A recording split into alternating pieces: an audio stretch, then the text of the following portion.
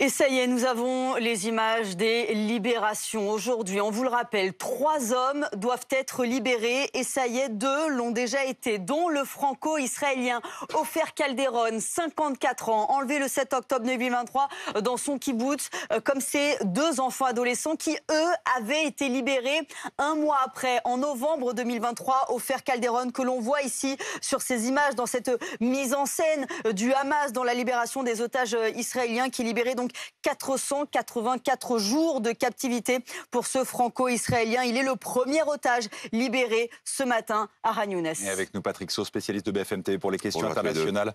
Bonjour Patrick. Il y aura évidemment des examens médicaux qui vont être pratiqués, mais la première chose qui saute aux yeux, c'est que physiquement, il va bien. Oui, alors que la toute dernière information qui avait été donnée, mais qui datait d'il y a quasiment 15 mois, eh bien, c'était un dernier visuel, une dernière impression de ses enfants. Lorsqu'ils avaient été libérés, ils avaient vu leur papa blessé à la jambe, blessure légère certes, mais quand on connaît les conditions dans la bande de Gaza, pour ceux qui pourraient avoir accès aux soins, c'est déjà délicat. Pour des otages, ça devient totalement terrible. Nous avons évidemment choisi, parce qu'il faut contextualiser ces images, de flouter le visage d'Ofer Calderon, parce que ce sont des images de propagande. Vous voyez que cette fois-ci, eh bien, le Hamas a choisi les visages de Mohamed Deif et de Yahya Sinwar, c'est-à-dire les grands ordonnateurs des attaques du 7 octobre. Et il est possible que dans la journée, comme jeudi d'ailleurs, il y ait là aussi une mise en scène qui avait été parfaitement choquante, on peut le dire très objectivement, pour la libération d'une soldate, malgré les avertissements d'Israël qui avait suspendu le départ et la sortie de plusieurs bus de prisonniers. Mais voilà. Jusque-là, en tout cas, c'est bien le Hamas qui tient la main. Vous voyez que le visage d'Ofer Calderon est flouté, mais il a tout de même une espèce de fiche avec son visage qu'on a pu Souvent, on leur remet apercevoir. un sac aussi. On leur remet, alors ça a été le cas pour au moins 2 otages, avec effectivement quelques effets personnels et des photos. Mais ce qui compte désormais, c'est le transfert de la Croix-Rouge vers Tsahal, qui va se passer sans doute à l'intérieur de la bande de Gaza. Vous voyez les destructions derrière. Là aussi, c'est un choix d'image du Hamas. Bonjour Olivier Jaoui, merci beaucoup d'être avec nous. Vous êtes l'un des proches d'Ofer Calderon, vous êtes très précisément le cousin de son ex-femme. Votre réaction, tout d'abord, ces images ont 30 minutes environ, nous l'avons vécu en direct sur BFM TV, la libération d'Ofer Calderon, 484 jours de captivité. Et on le voit, on le disait, il a l'air d'aller bien en tout cas. Oui, la première réaction, j'ai des frissons, puisque j'ai vu comme vous ces images. J'ai entrevu également sur une chaîne franco-israélienne Ofer Calderon qui n'était pas flouté, ce qui a permis de voir son visage pendant une demi-seconde.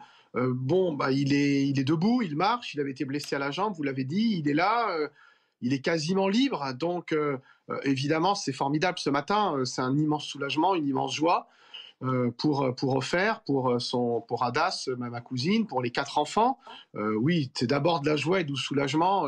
On va dire que c'est quasiment fait pour Ofer, en tout cas. Pas pour d'autres, pas pour les autres, mais pour lui, c'est fait. C'est une bonne nouvelle, malgré effectivement cette propagande, ces images ignobles. Votre cousine Hadas s'est énormément battue, Olivier Jaoui, pour que cette image puisse avoir lieu. Elle a remué ciel et terre au nom de ses enfants pour qu'ils ne grandissent pas sans leur père. C'était les mots qu'elle avait utilisés. Ils sont à quel endroit en ce moment? Ils sont en Israël, ils l'attendent.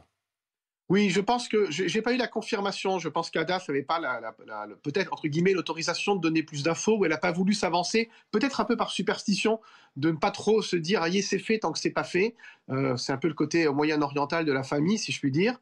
Oui, elle est probablement parmi les personnes avec sans doute le frère d'Ofer Calderon et peut-être leurs enfants, ou parmi les 4 enfants, juste comme on a vu souvent dès les toutes premières familles, les premières images, les très proches avec Ofer. Mais je n'en ai pas la confirmation.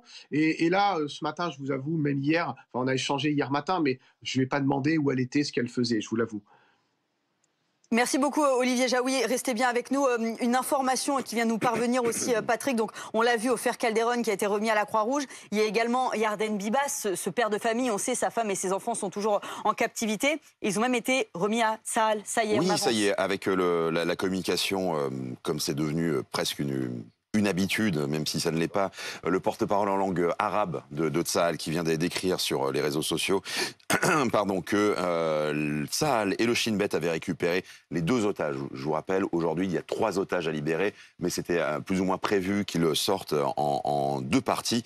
Une force de Tsahal et du Shin Bet accompagne actuellement les 2 otages israéliens en route vers le territoire israélien, où ils subiront un premier examen médical. Mais donc, ils ne sont pas encore en Israël, mais ils sont avec des Israéliens.